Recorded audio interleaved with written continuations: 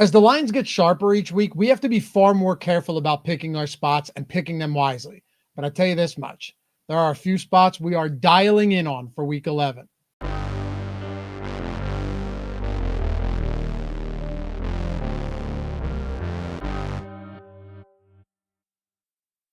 Yo, this is Picks for Every Game. I'm Dave Loughren. If you love football, come hit me up over on Twitter at Loughy. And of course, follow me on Tails. All of my bets are free all season long, specifically everything you never see here on X, like all of the props, the ladders, the parlays, the boosts, over on Tails all season long. All you got to do is download the app with the link in the description or go to tails.bet. Hit me up with a follow. And of course, turn on notifications and check out everyone else over there who is crushing in the brand new Tails leaderboards. But that's where you can find everything that you may never find anywhere else, that never goes to Twitter and never goes to YouTube. But we've got 15 games to talk about on YouTube right now, and it starts with the New England Patriots at home against the New York Jets.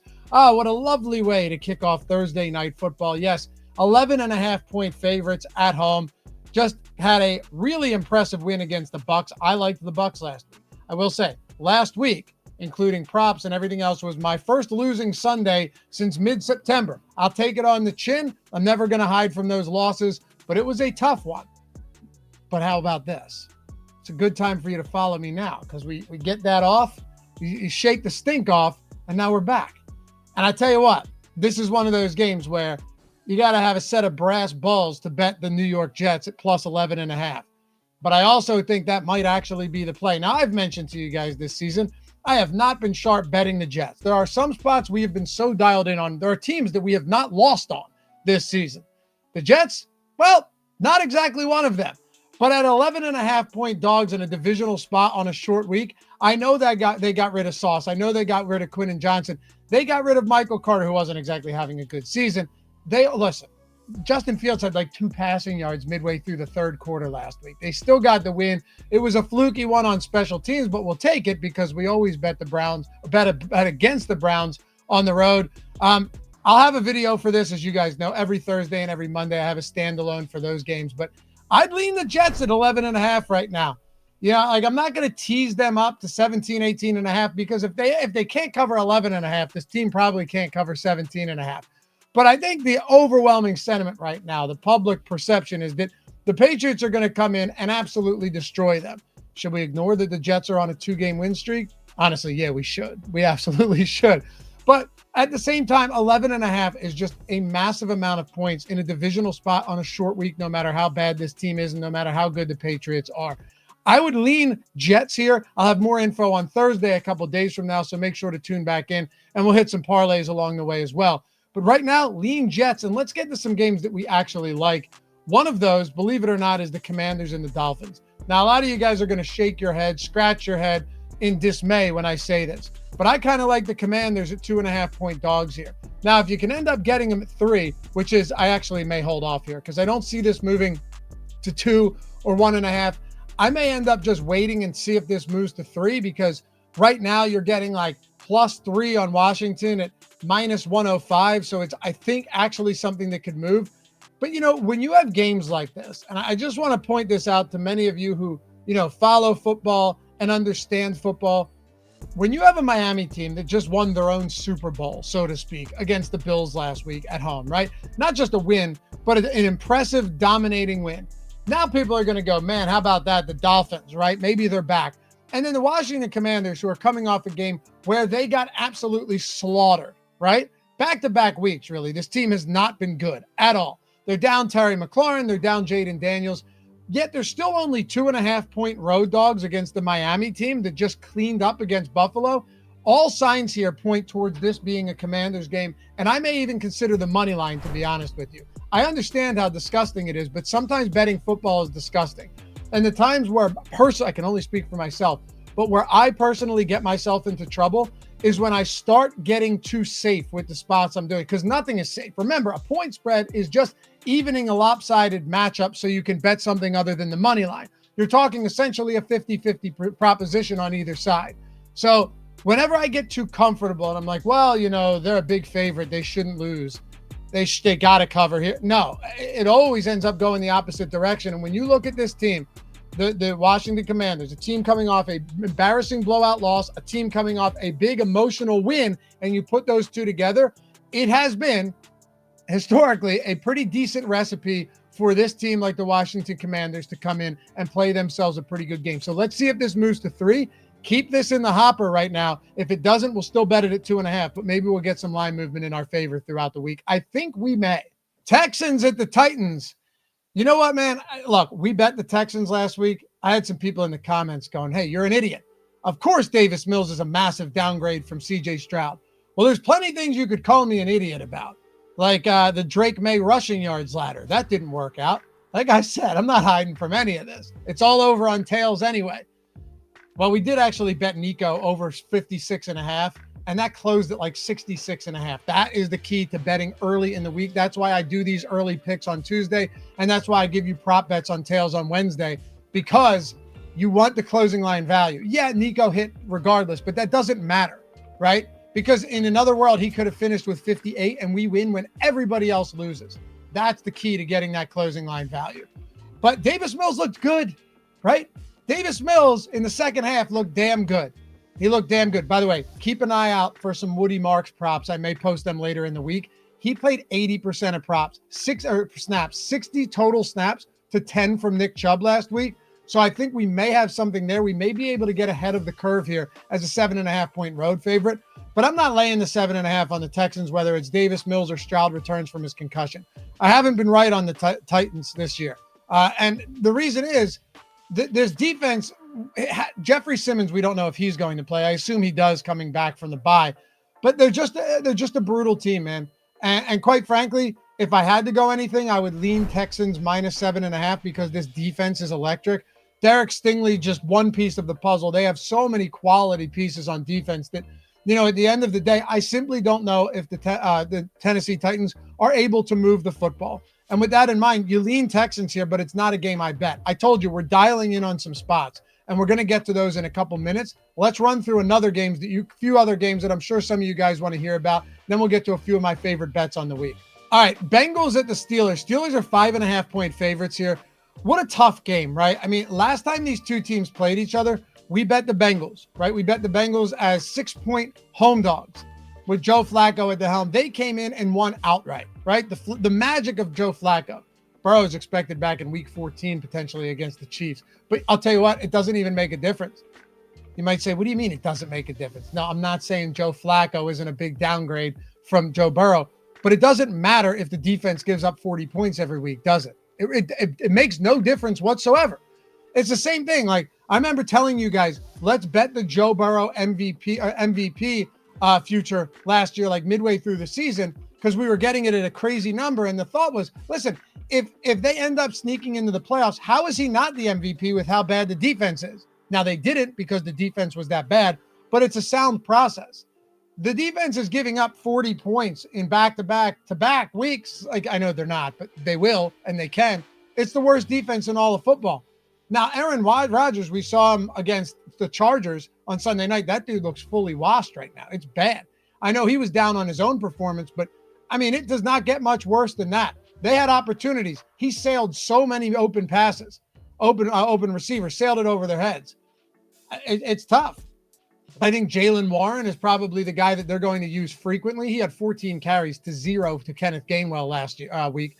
So, yeah, I mean, there's that.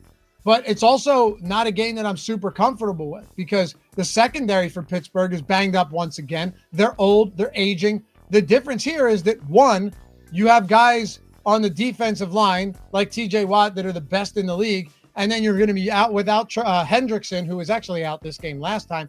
I would lean Steelers here, as a matter of fact, because the Bengals defense is so bad. I didn't bet this one yet, but I would lean Steelers. And then you've got the Bills at home against the Bucs. Bills are minus 5.5. I'm going to go Bills here, minus 5.5. After what we saw last week, it's very easy to just want to give up on them, right? And to look at their GM, Bean, and be like, man, you were, pompous and pretentious. And when people asked you questions in local sports media about maybe, why didn't you want to go out and get some additional weapons? And he basically was like, we were the highest scoring team in the league last year. You think we need weapons? Yeah, it looks like you need some weapons, pal.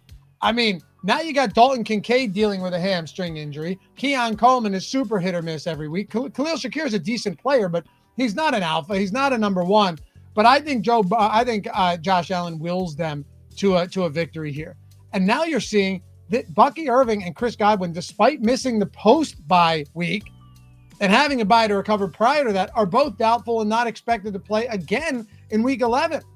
There's only so much you can lean on Emeka Egbuka and Cade Otton and Tez Johnson. And honestly, Baker Mayfield, through the first handful of weeks, looked like the MVP of the league. The last 3 games he's played, he's looked like a shell of his former self. I know he's not getting a ton of help. I know Rachaad White is nowhere close to as good as Bucky Irving. But even when you get Luke Gedeke back on the offensive line, which they did, then New England is a good football team, don't get me wrong.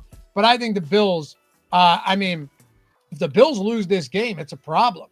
Yeah, you probably still sneak into the playoffs, but give up the hopes of winning the division with the way the Pats are playing right now. I just think right now, coming off of a loss like that, and I know Tampa's coming off a loss too, but they have to travel to Buffalo. This is a spot where I would lean Bills at -5.5 at home for a nice bounce back. All right, let's get to a good one here. I bet this already. This is up on Tails. I posted it. It's Tuesday afternoon as I record, but I posted it around Tuesday, like 12 o'clock Eastern time. And again, download the Tails app. If you have already, guys, leave a rating and a review if you love it. If you think it's a great product and you're really enjoying it, 5-star rating and a review would be awesome. I'll never ask you for money. I told you my picks are free.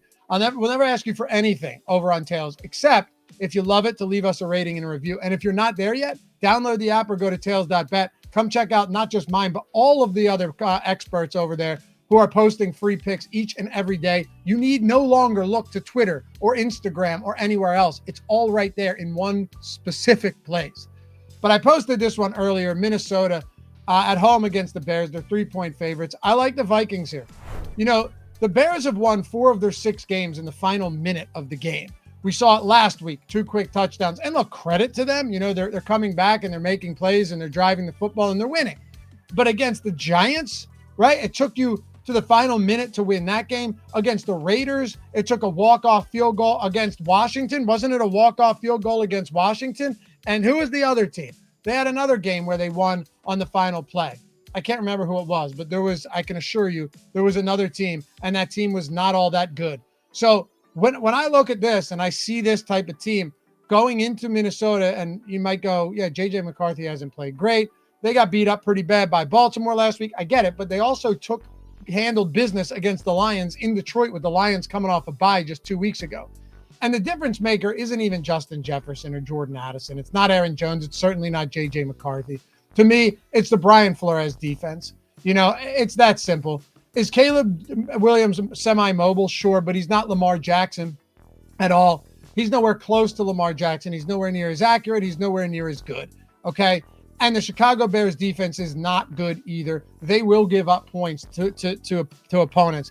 And while I don't think J.J. McCarthy, you know, is the second coming of Dan Marino, I do think this is the type of game where Brian Flores puts the offense in quality positions and they are able to get their big playmakers the ball, unlike last week. Don't forget this. The Baltimore defense was terrible earlier in the season. Fewer teams, maybe only the San Francisco 49ers, were dealing with more defensive injuries, particularly in the secondary, than the Baltimore Ravens, okay? So when you look at this Ravens team, that defense is still a lot better than they looked earlier in the year. Are they the best? No, but they're not terrible either. And they gave J.J. McCarthy some problems. I like the Vikings here, -3 at home in a divisional spot.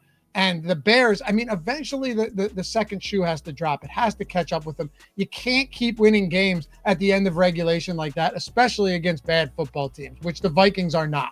Panthers at the Falcons. Here's another game I actually like. And it's, you know, I usually don't like these type of teams coming home from overseas games. And in this case, you know, Berlin, Germany is where the Falcons just played and lost in overtime. That was a great game, by the way.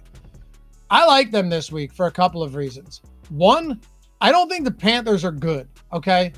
I get one guy that DMs me every week the Panthers win, giving me all of these stats about Bryce Young. It's actually fun. I embrace it. I even respond. And he's like, Bryce Young now has as many game-winning drives as Patrick Mahomes and Jalen Hurts. And it's like, yeah, dude, whatever you got to convince yourself that Bryce Young is as good as Patrick Mahomes and Jalen Hurts, have at it, brother. You know, like these type of things. I go, oh, man, another game. This guy's averaging like 110 passing yards per game. Dave Canales is doing everything he can to mask all of his inefficiencies. All right. And I know he doesn't have the greatest playmakers, but it's not like Teteroa McMillan and Rico Dowdle are nothing. You know, they just lost what, by 10 points to the Saints at home? Watch, they'll make me eat my words this week, but I like the Falcons. And look, the Falcons, I mean, it's not a great football team either. Nobody's going to pretend they are. But I don't think they lay down like they did. Let's not forget, guys, they got smoked 30-0 by the Carolina Panthers in Carolina. Now, I will say that means absolutely nothing. It means absolutely nothing. If the Falcons won 30-0 in this game, I would not be surprised, right? It was early in the season. Week over week, things are wildly different. I mean, the Bills smoked the Carolina Panthers 40-9, and then they got smoked by the Miami Dolphins.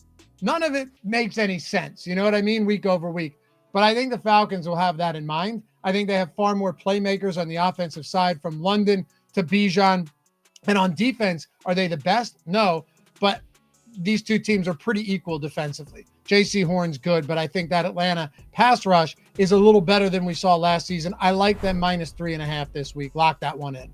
Chargers and the Jags. All right, look, I don't have much to say here. I'm leaning Chargers just because the Jags are broken. You guys know I basically bet against the Jags every week. I just have zero confidence in this team.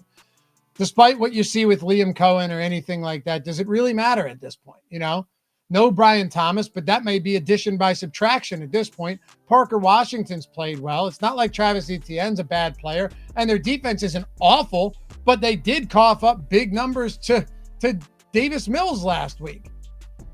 It's just really hard to bank on them. And I know Oronde Gadsden could be out for the LA Chargers this week, but they still have an embarrassment of riches on offense. Kamani Vidal played 93% of snaps last week. They're just going to feed that guy. They have a better defense than the Jags. They're 3-point favorites. I don't love this game. I could see it being a weird upset with the Jags getting the win because the Chargers are notorious for allowing that to happen. Hell, wasn't it the Chargers who allowed the Jags to come back down like 27-3 or something at halftime in the playoffs just a few years ago? So there's always that, but honestly, I'd lean Chargers, not a game I bet. Packers at the Giants. I so badly want to grab the Packers at -7.5 right now, but I can't do it for one reason. You're going to laugh when I say this. You're going to laugh, but you're also going to go, you know, he's kind of got a point.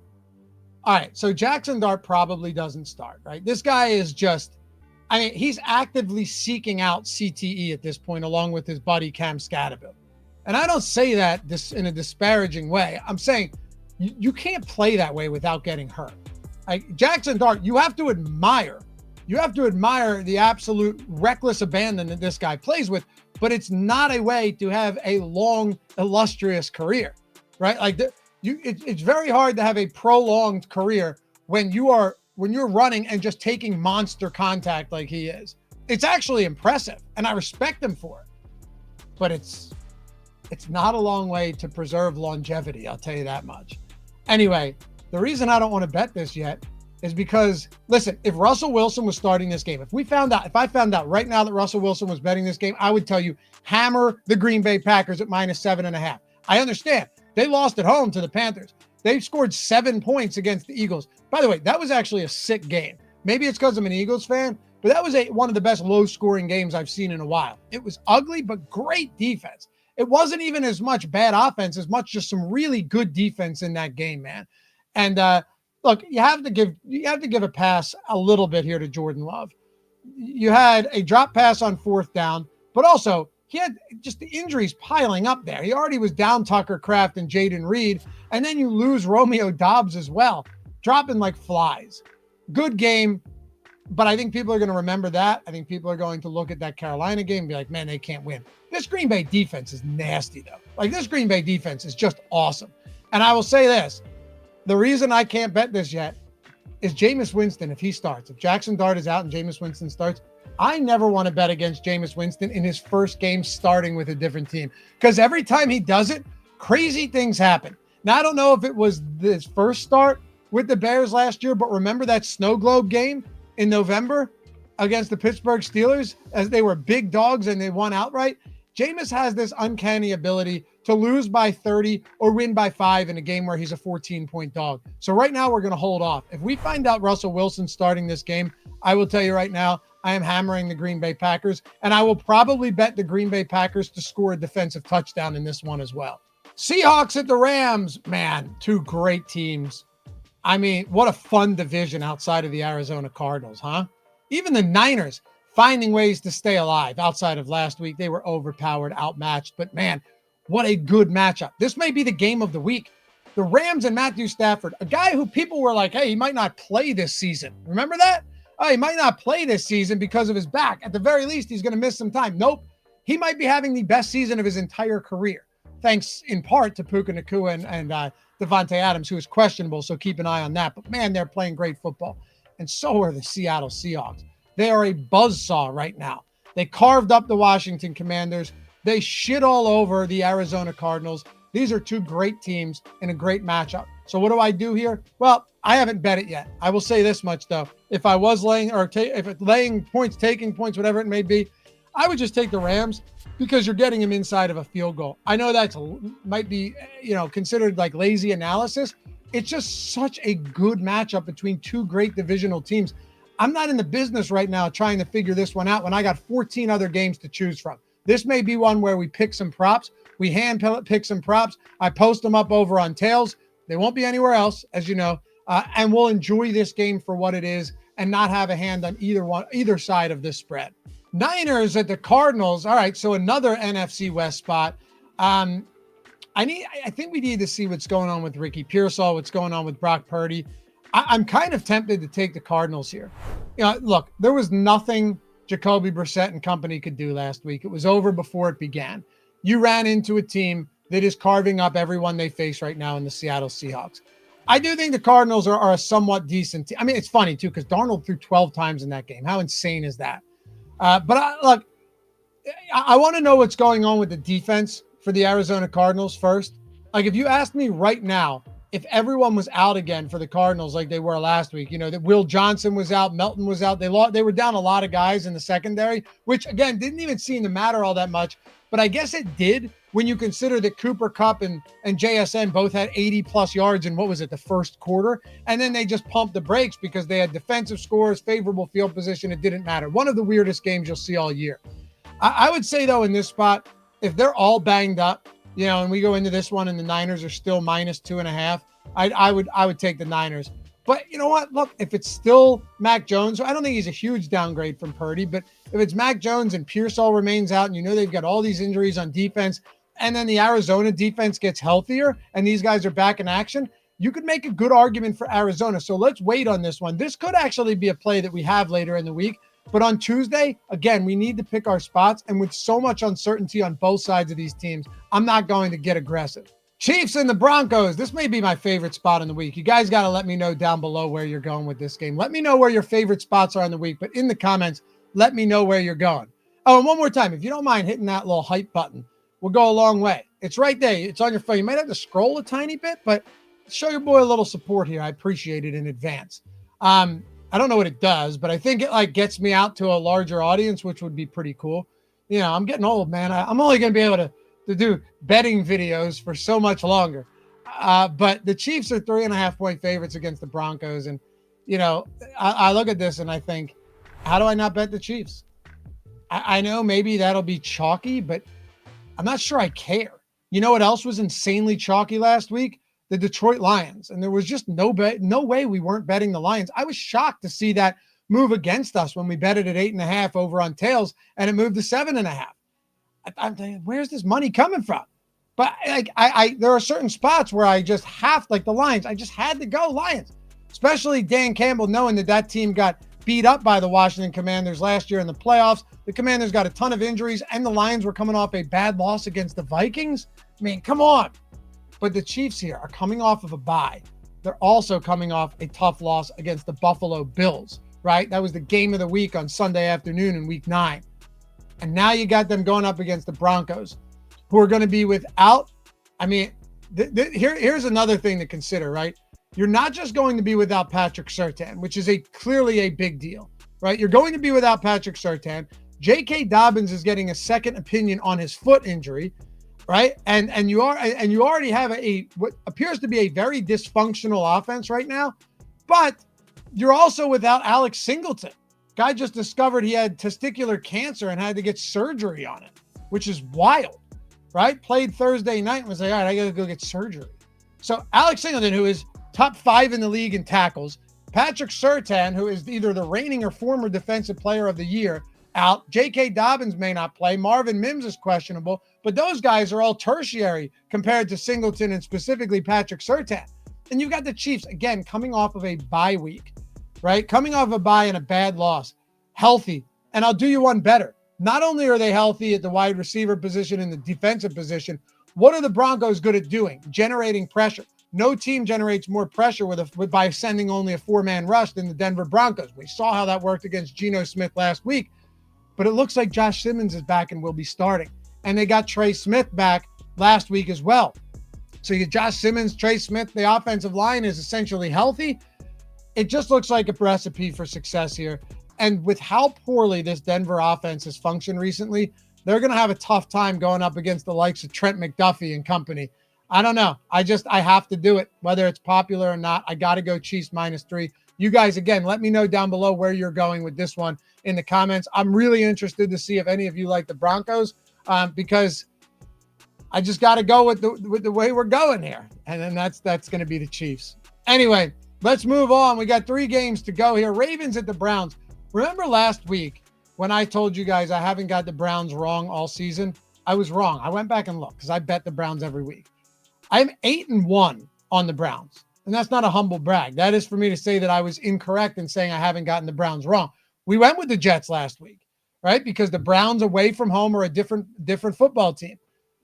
The one time I did lose, as a matter of fact, and I discovered it today when I was looking over my bets getting ready to do this video, was when they faced the Baltimore Ravens back in week 2, right? But that was Cleveland away from home, and I should have known.